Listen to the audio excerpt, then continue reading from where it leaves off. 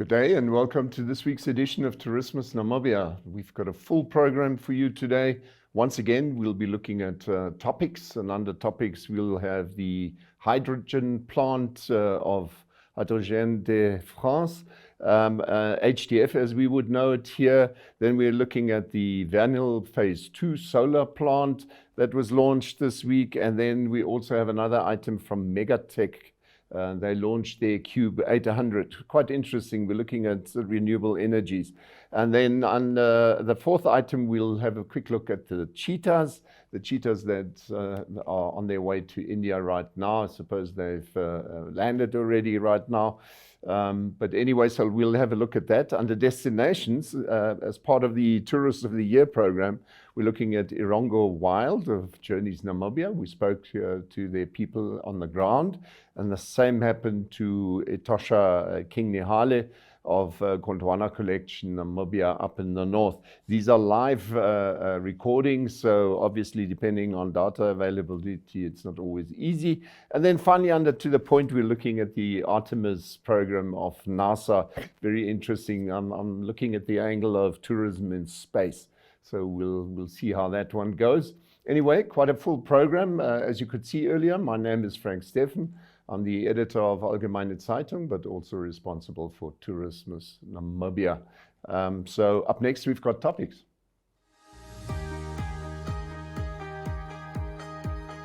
The Regional Review brings you news, views, and interviews from NMH correspondents from across the country.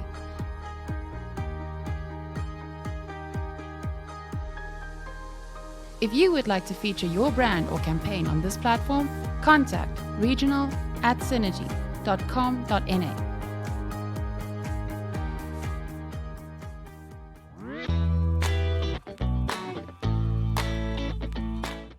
Yeah, welcome back. So as part of today's topics, we're having quite a strong leaning towards renewable energy. And it was quite interesting because hydrogen is our big subject. So during the recent conference in Windhoek, Clean Energy or Cleanergy Solutions of the ONL group, remember, they got a first grant. But look at this picture here, and then you see that there is a first approach by HDF Energy to complete an environmental impact study. In other words, the EIA, as the scoping report for the hydrogen power plant in Namibia, has been approved by the Ministry of Environment, Forestry and Tourism. So this is quite a nice development, because this sort of development is obviously of direct benefit to the people in Namibia. So we wanted to just highlight that one. And then also as part of that this week, we saw that Vernhill, which is a big shopping center in Windhoek, they also looked at their phase 2, which is they've got carports which are covered with solar plates or solar, what you call them, panels. And so you can see them on the top there, obviously allowing for shade underneath for parking. Quite a nice thing. Vernhill Shopping Centre is obviously a property of Althaven and List Group. It's part of Brol. And they officially opened that newly installed carport solar photovoltaic system, as they call it here. It's capable of producing 2,108,700 kilowatt hours annually. The solar system forms part of the second phase, as I said earlier. Phase 1 was 1.13 megawatt peak. So that is also part of the rooftop system that they've got. We actually wrote about it in 2019. So both phase 1 and 2 were engineered and installed by ONL next century, but phase 2 was done by Kraatz Welding, or Kraatz Engineering as a subcontractor. Right, those were the first ones. And then on the third part, we've got Megatech that launched their Cube 800, and I attended it. Quite a nice little thingy. This is a unit. It's called Cube 800 because it's 800 or 80 centimeters high, 60 towards the back and then broad. And it's ideally made up for households of between 3 and 4 bedrooms. It can do a lot for you. It's 5 kilowatt. It's what they call small and medium businesses and the concept has been proven and tested at their own branch up in Inanna. And they've actually got a bigger system running in their Megatech store here in Windhoek. But what was of interest to me was that this is for smaller businesses, but more so for private households. It can cater for your basic needs, no worry about any shutdowns or energy cuts or whatever. And obviously the idea is to allow you to get up to 80% saving, they reckon, simply because you will typically go for a solar geyser and then a gas stove, and then the rest is done by this system where it allows you to do all the normal things in your home. I think the whole installation with panels will cost you in the region of 170,000. If you're a company, you will obviously call back the VAT. But 170,000, I reckon anything from 5 to 6 years, you will amortize it, while the system is guaranteed for 10 years. So be it as it may, they've got a full maintenance. It's an online maintenance item. Quite a nice development for Namibia, I personally think, especially as all the municipalities have already given their go-ahead that you can actually feed back into the system out of it. So if you've got surplus energy, you can even give it back to the city or town where you are. And then on the fourth item, we obviously have the cheetahs. Cheetahs that are going to India.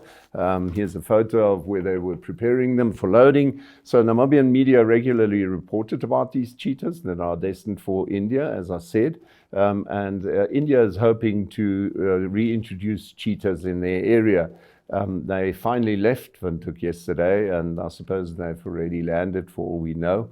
But we've been able to secure some footage of the whole process, and so we bring you snippets of an interview with Dr. Laurie Marco. She's the founder and executive director of the Cheetah Conservation Fund. And we also had Dr. Yala Yetvendradev. I hope I've got that right. He's of the Wildlife Institute in India, and finally the High Commissioner of India in Windhoek, Prashant Agrawal. So have a look at the video. And we are delighted to be working with Government of Namibia on this very important project, a very special project, which we are calling the Cheetah Project. Now, as you know perhaps that India has a very rich diversity of flora and fauna, which included cheetah. Cheetah used to roam India's wild till recent times, but it went extinct after our independence in 1952. So we are trying to get cheetah back to India. That will help us fill a void, a gap which was created in our ecosystems. But we are also mindful that all the additional resources and protection that will go into designated areas where cheetah will come back will also help all other species. So we are very excited about it, because conservation is not only a high priority for Government of India and for the people of India, but we also have a civilizational ethos of protecting our natural resources and our wild animals. In that context, we signed a very important agreement, a landmark agreement with Government of Namibia for overall conservation of wildlife and sustainable utilization of biodiversity. And this cheetah project forms part of that agreement. Under this agreement, we envisage that we will be able to send a few cheetahs from Namibia to India to repopulate and some of our designated areas. Now, Namibia is a wonderful partner because it's called the cheetah capital of the world, and Namibia also has its own very strong credential, very strong conservation systems and values in place, and we also learn to benefit from that by learning with Namibia on how to protect these wonderful, precious creatures. We are currently working to ensure that all the procedures and all the requirements are in place before the cheetahs are actually sent to India. A lot of research has gone into this project to prepare for this stage over the past many years, and now people are finally waiting to welcome the first cheetahs into India in coming days. I may add that this project has a very special significance for all Indians, because this is a special year where we are observing and celebrating 75 years of India's independence.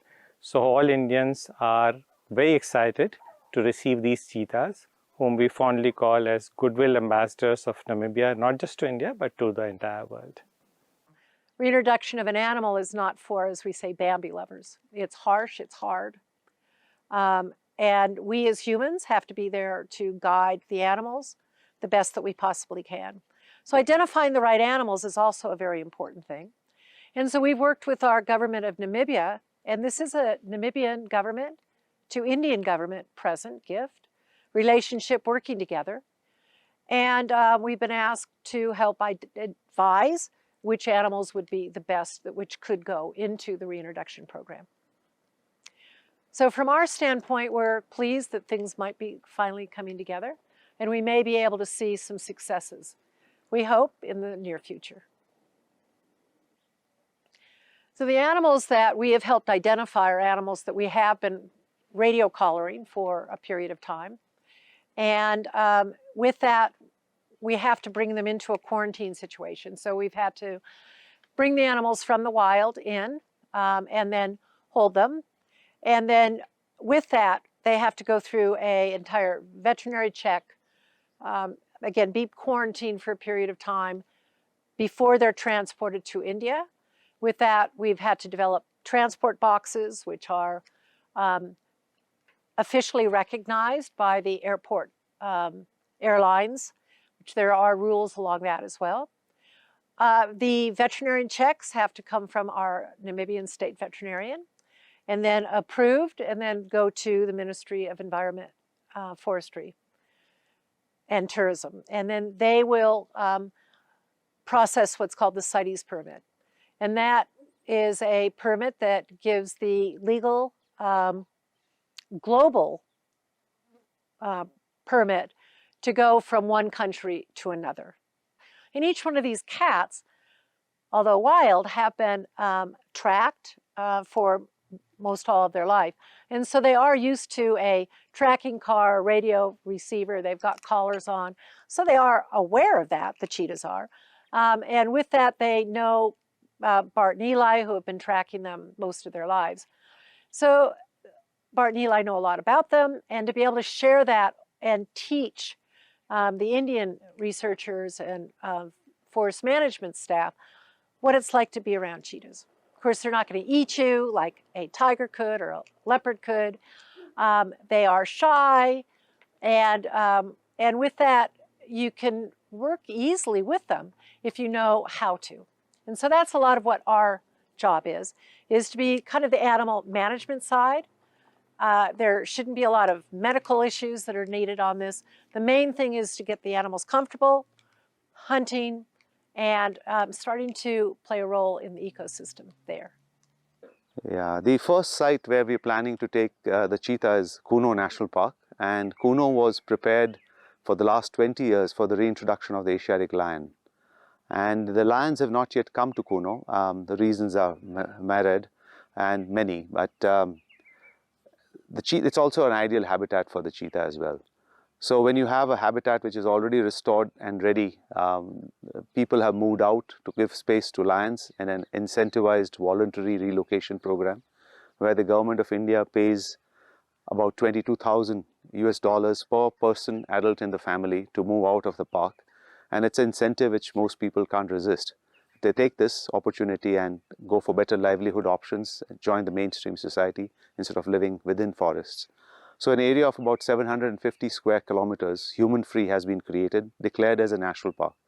And the incentive for managing this would be greatly reduced by the park managers if a reintroduction of a large carnivore was not done in such an area. So waiting for the lions for 20 years, it's best to bring in something else if it's not going to happen. And so the cheetah fills in the void there. And we're bringing in the cheetah there right now. That does not negate the possibility of the future to bringing in lions at all, because cheetahs and lions have coexisted in the past in India, and they coexist today in Africa. We don't have tigers in that landscape, but it is connected to Ranthambore, which is a very good tiger reserve. So there's the potential of tigers dispersing into Kuno area very much there. So it would be probably the only place in the world where we have tigers, lions, cheetahs and leopards coexist, 4 large cats, 4 large carnivores in the same area. It would be unique. It would be a fantastic opportunity to study interactions between these carnivores and see how they managed to survive together. The people here have been looking forward to having a large carnivore in the landscape because it's going to improve their livelihoods through ecotourism.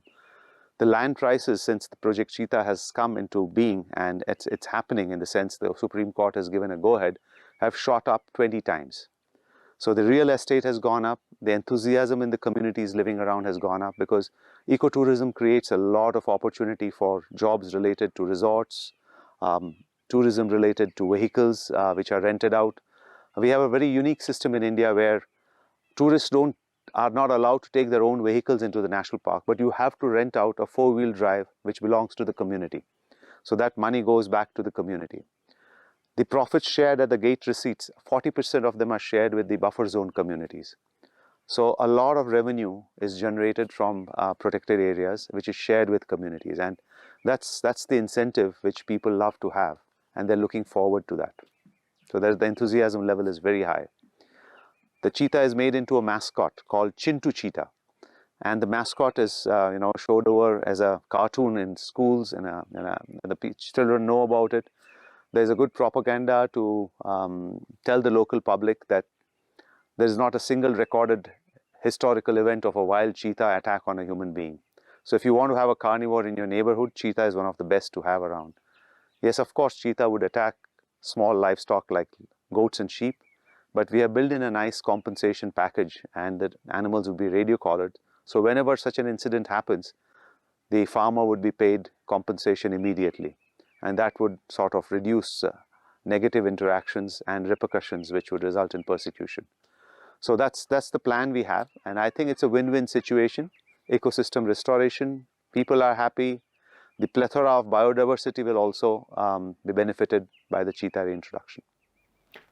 Right, and those are our cheetahs that are now going across the world. There might be quite a number of people who don't agree with the principle, but let's see where it's going. I think it's better to have them being reintroduced to the world than actually being shot here in Namibia where nobody wants to have them. And if we've got enough numbers, it might be a good idea to actually share them in Africa, as far as I'm concerned. So up next, we've got destinations.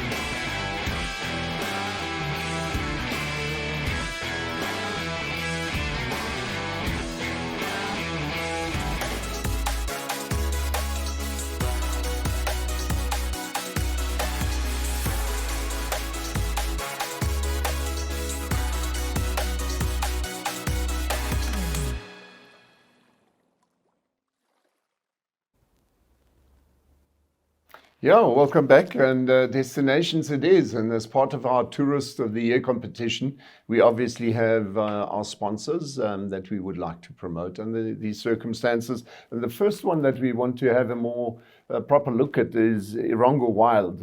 It's obviously part of Journeys Namibia. Here you can see the Irongo and where it is situated. The Irongo Wild is not far from Omaruru. It's along the Omaruru River, you can almost say, at least it's not far away from them. Here you can see the road leading to Swakopmund and the other one coming from Windhoek or going to Windhoek. So just to give you an idea, so if we look at the next map, it's more focused. You can still see here Irongo Mountain Range on the left. And then the Irongo Wild, it is actually still part of the Irongo Mountain Range, but it's already a bit flatter there. So it's sort of on the fringes. Here you can see the District Road 2315. It's a sand road, but it's actually in quite a nice condition. And you can see there the Omaruru River and the Irongo Wild not far from the main road. This is actually quite close in already. So gives you an idea. This is what you sort of look at. And if you look on the internet page, they say, welcome to the Irongo Wild. That's what they actually call it now, the Irongo Wild. Just west of Omaruru, as we've shown you there. The Irongo Wild perches amidst the rugged granite kopjes imminent to Namibia's Irongo Mountains. The lodge is a founder member of the 2,000 square kilometer Irongo Mountain Nature Conservancy, which brings together 30 private landowners in an effort to conserve this diverse area, known for excellent bird watching and hiking, as you can see there. There are also rare and endemic species of fauna and flora here, along with Bushman rock paintings. And so they just say, relax, adventure, dream. Our lodge offers 12 luxurious tented chalets built on stilts among the towering granite boulders. The restaurant is set on top of a hill, offering breathtaking views of the surrounding landscape, whilst at the same time tantalizing your senses with our refreshments and cuisine. So our foundation is uniqueness, and that is what your experience will be during your visit. We look forward to welcoming you at the Irongo Wild. So we also spoke to one of the guys, not to one of the guys, actually to the manager, Gerardus Simon. So let's have a look at that little interview. Okay, on the line with me is from Irongo Wild is Gerardus Simon. He's the manager of this lodge, which is part of the Journeys Namibia group. And obviously part of our idea is to introduce you people to these destinations. Hi, Gerardus. Good day. Thank you for inviting me to this lovely event. I'm quite happy to be here. Yeah, tell us a bit more about Irongo Wild and where's it situated and what makes it special? All right. Well, Irongo Wild is situated about 15 kilometers outside of Omaruru. Omaruru being a small, historically significant town in Namibia. We are just on your way from Omaruru to Karabip. It's about, let's say, 4 kilometers outside of town, just past the first turn, and then you take it out on a gravel road. And then you drive through until you hit the Irongo Mountain Conservancy. Through the gate and just to your left, and there you'll start seeing our mountains. Yeah, I've been past that place myself, and I must say you can see the background here, and that is part of this whole stretch where Gerardus is now situated.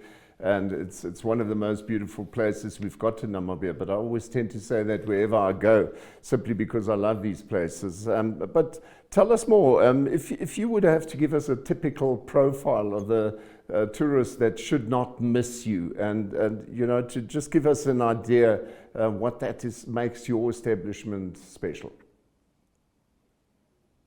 We're going to start with the basic foundation of the lodge. We are built into a granite rock bowl, essentially. It's a volcanic granite rock bowl that's naturally formed around the lodge itself, and we've been built into this. So each tent was privately built into the rocks next to boulders and so on. It's all luxury tented accommodation, so you can expect every amenity that's available in a normal lodge, except we're basically in the mountains, which is quite beautiful. This also means, because of this rock bowl, we've got the perfect ecosystem for small game and birds. I'm not sure if you guys can hear me, but next to the restaurant right now, we've got a whole flock of lovebirds. And most of the people that actually come this way all come here for bird viewing and small game. That doesn't mean we don't have large game. We also have a few tours that take you through, show you springbok and oryx and so on. But our main clientele really enjoys bird viewing and photography and so on, because it's such a unique location, especially with each tent having its own private little terrace and deck where you can go out. We've got 2 VIP tents as well that have a few special extras that people will also appreciate, like a private small little dipping pool, and swinging beds and so on. We have quite a few clients that actually specifically come for the birds, but then again, geologists, nature conservationists, a lot of people come past here just to see the aesthetics, and it's a photographer's paradise, especially with the sunsets and so on in between the mountains. The red glow is absolutely phenomenal. There's very few places where you can see something so amazing.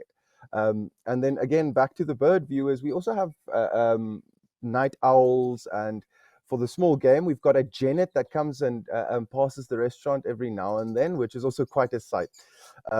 It's a small spotted genet, which is quite a beautiful creature. It's how can I?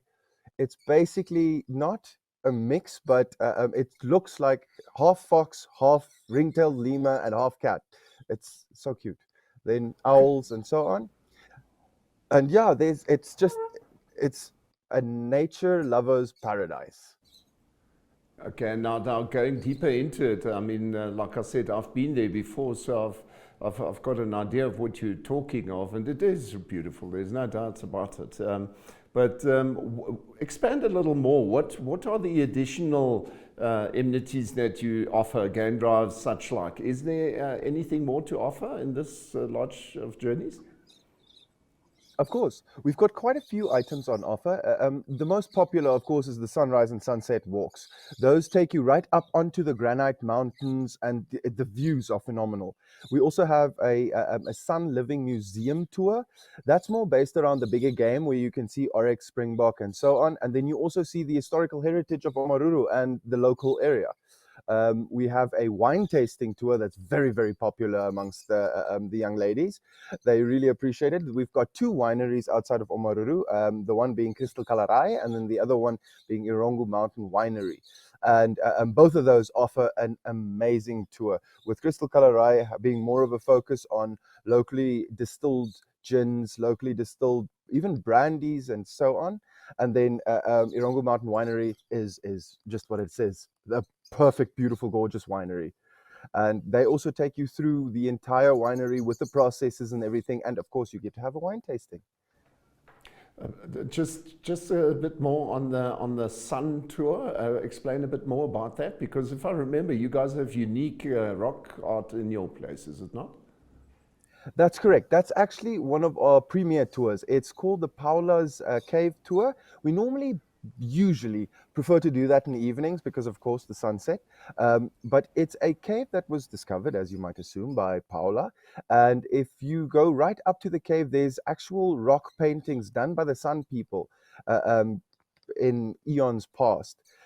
It's quite the drive. It's a very, I think part of the pleasure of the drive is driving through the Namibian landscape, over rocks, over mountains, and so on. It's a bit of a 4x4 experience. And then afterwards, you get to sit on this huge, beautiful open rock face where you can see the sunset, have a few snacks, and of course, just delight in the rock paintings that are there. And then our guides are quite knowledgeable, so they will also tell you about the entire history of the area, how the rock paintings were made, by what year, and so on and so forth. They give you the full breakdown. But to see that, you're going to have to come visit us. I actually love it, because obviously you're very much into what you're doing. So how long have you been doing this, and what makes you love this job? Well, I've technically been doing this for about 11 to 12 years now. I started fresh in high school, and then it just grew. My parents always asked me, what do you want to become, or what do you want to do with the rest of your life? And my answer was quite simple: holiday. I want to go on holiday. What else do you want to do? So what's better to than work and live in a holiday destination? And so, yeah, I got into it, and I really enjoy all the lovely people that come and visit us here. Everyone from Russian people, Italian people, German people, everyone are all welcome. And it's very pleasant to have their company around here, especially when it's after the first day. Usually they're quite tired, but by the second, third, fourth day, then it's lovely. It's having friends every day. Yeah, and getting to know new people every day, especially. Gerardus, thank you very much for making time for this, and we'll speak again. This will be a repeat thing that we'll do closer to the, not closer, in fact, during the Tourismus Expo. So until then, look after yourself. Cheers. Definitely. I look forward to your expo, and we'll see you guys there. Right, and that was Gerardus Simon. He's the manager of the Irongo Wild, and gave us a better idea of what is going on there. But now, just to sort of remind you, we still have a little promotional video that they gave to us. Have a look.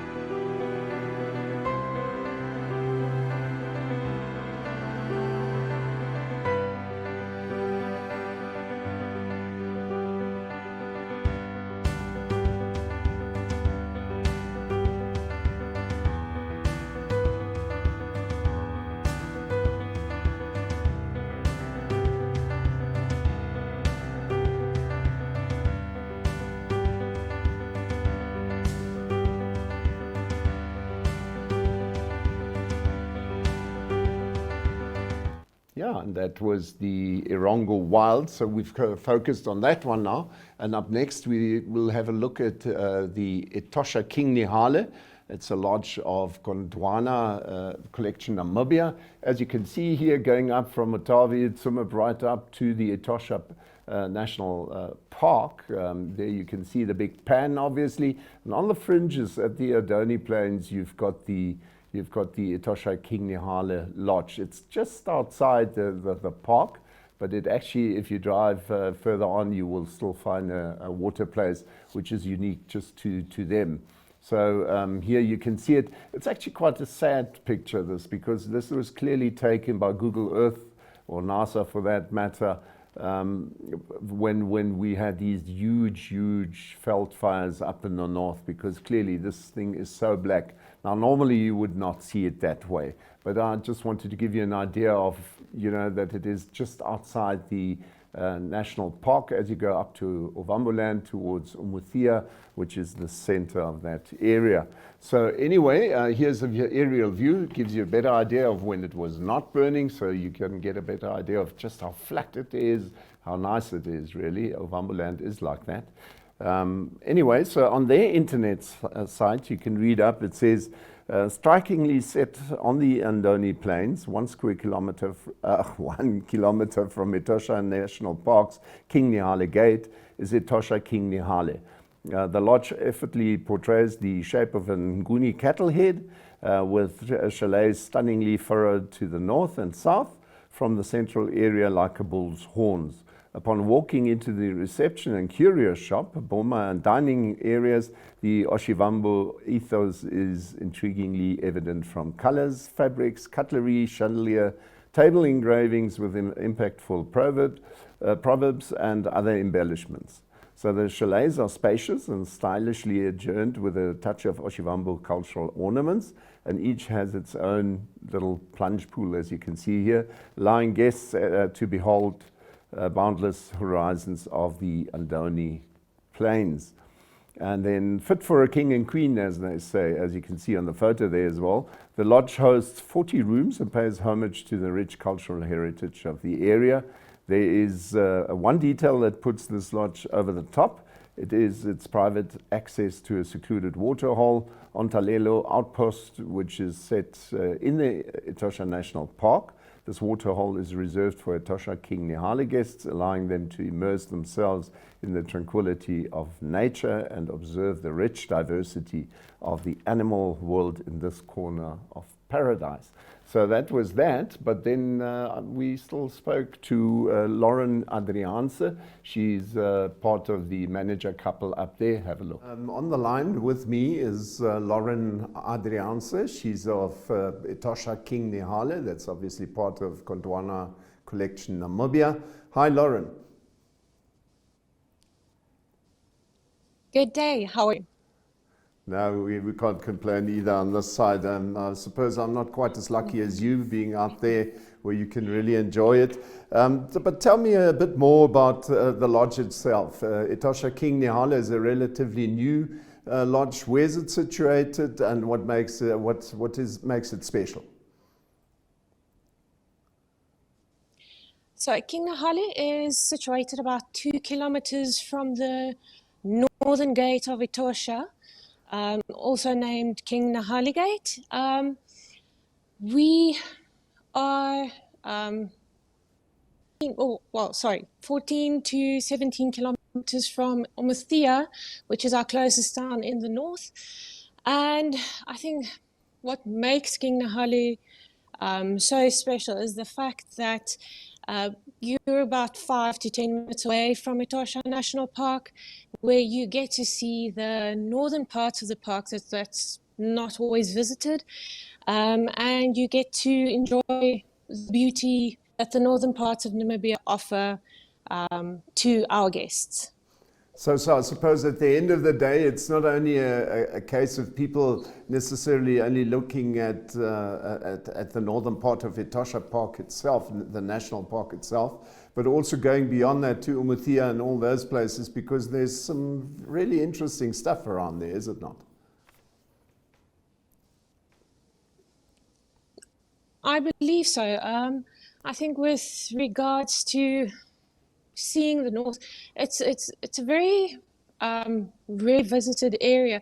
Well, before King Nahali opened, because of the distances in Namibia, you had the closest would have been in Tumep, but you are a little closer to Ondangwa and to Oshakati, and you also get to experience the Oshavambo culture, which we celebrate at Etosha King Nahali.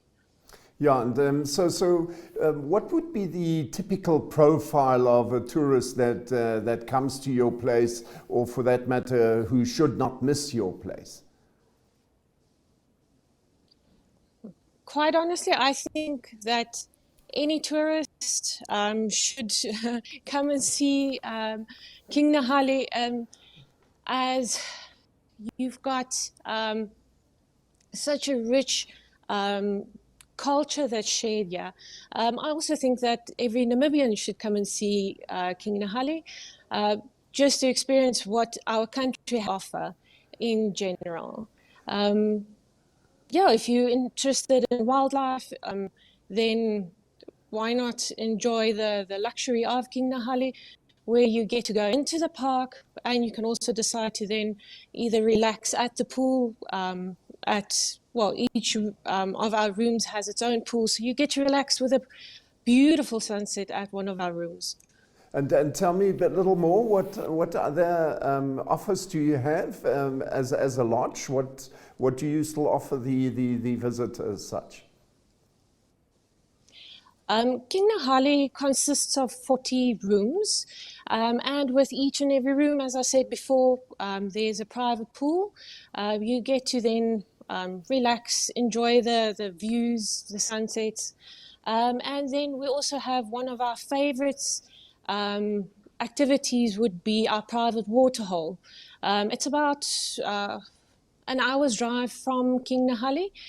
To get to the private waterhole, where you then get to get out of the car, stretch your legs, enjoy what the waterhole has to offer in one of our hides, and then you also then get to enjoy a drink, have some snacks, and to see just what nature allows you to see for that 2 hours. You then take another drive or another hour's drive back to the lodge, and then get to enjoy a sunset from our restaurant, with a proper gin and tonic or a glass of wine if you'd prefer. Yeah, good stuff. And then tell me, you yourself now, just on a personal note, how long have you been doing, and what sort of drives you to still enjoy it and do what you do? Oh goodness, where do I start? We absolutely, well, I've managed the lodge together with my husband. We are a management couple, and we literally live for the experience, for the excitement that the guests get to see.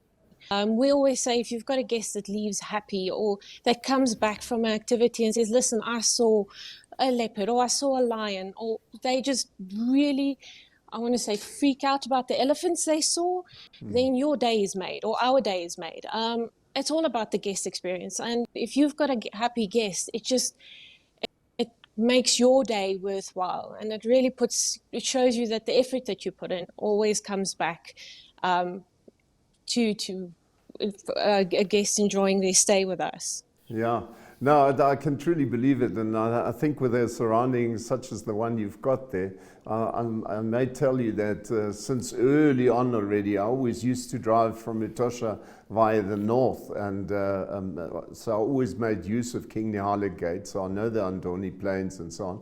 And then it is really quite a nice place to be around, and so yeah, I'm actually quite envious about what you did. Lauren, thank you very much for making time for us quickly and doing this live talk, because it's so much more authentic for the people out there. Thank you very much, and have a lovely day. Thanks. Right, and that was Lauren Adriaanse. She spoke to us, but just to keep up with what we did with the previous one, we also bring you a little promotional video of the King Nahali Lodge.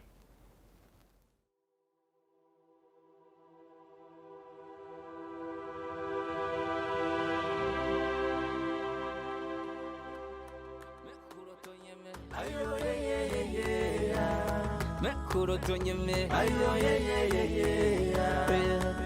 nangako waka ulonda nangako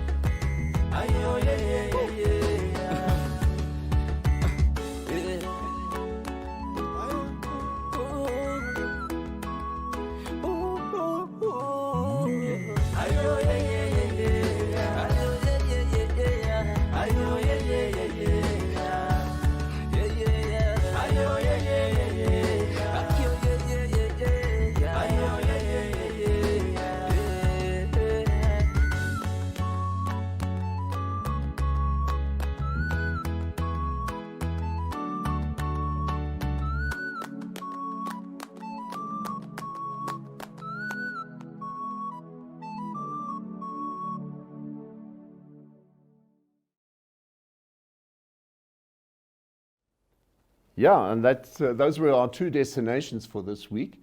Up next, we've got To the Point.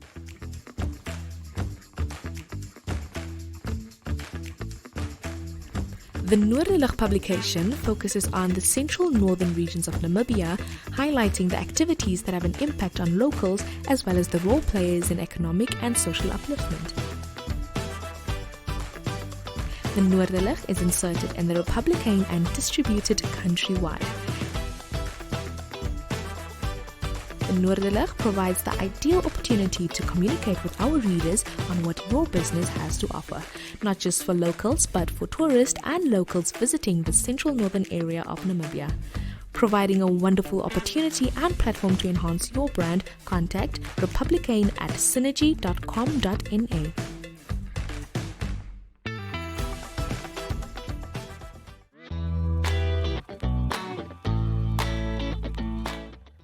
Right, and To the Point, I was looking at something different for a change, and I simply called it Tourism Takes on New Boundaries.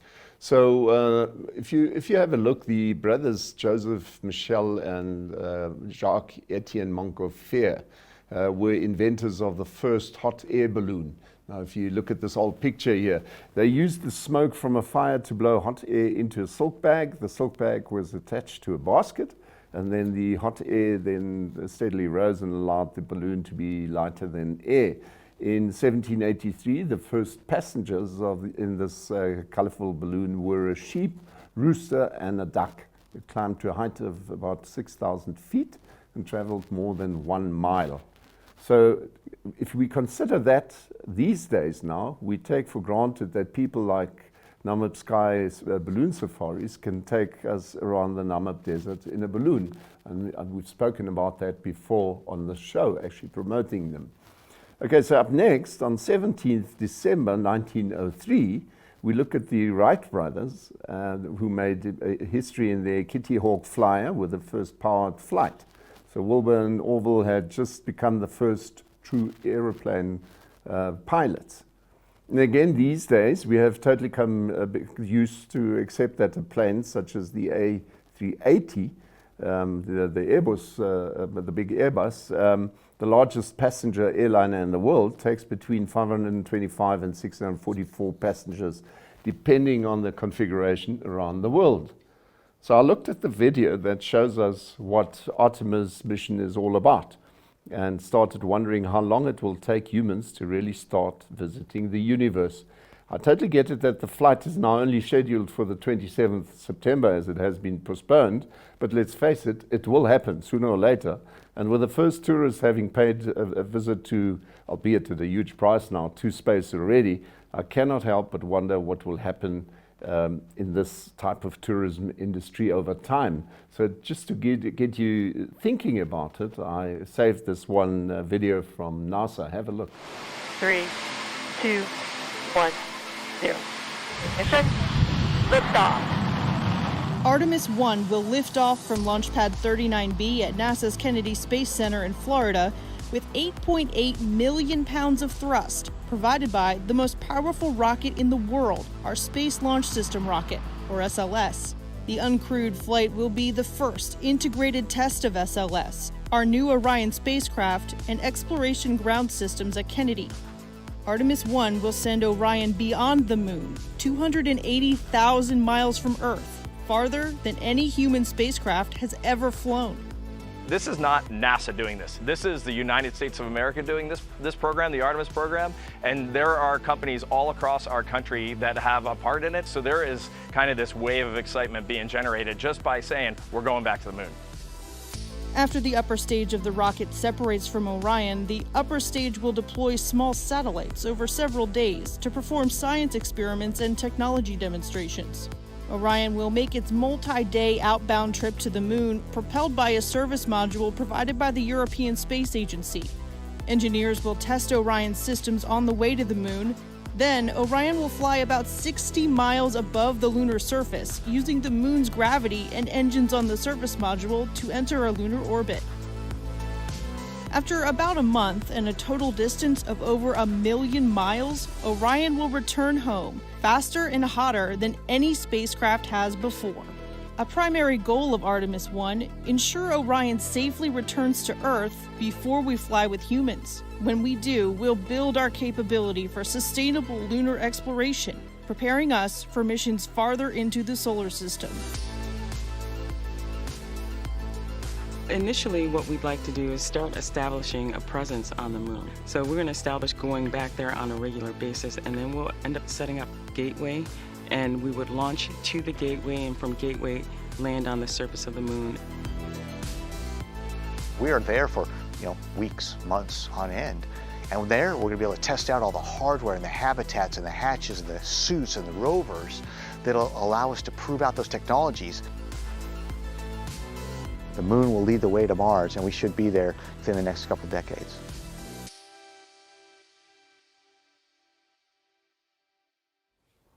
Right, and now you know what the Artemis mission is all about. We all know it's not only about going to the moon, it's not only about mining. It's at the end of the day, they reckon it will be easier to go to Mars from moon because you don't have all the trouble to get the mission started always from Earth. But at the end of the day, I'm very convinced it's a question of time where people will look back to this day and age and say, oh, this is where it started, almost similar to the ballooning and whatever we do in the world today, with it having all become so much easier to visit strange and different places. Anyway, and that was our to the point. Hopefully makes you think a bit. It made me think a bit. And I'll be seeing you in a week's time at the same place, same time. As always, Tourismus Namibia program on Saturday mornings. Until then, remain healthy, look after yourself. We'll see you. Cheers.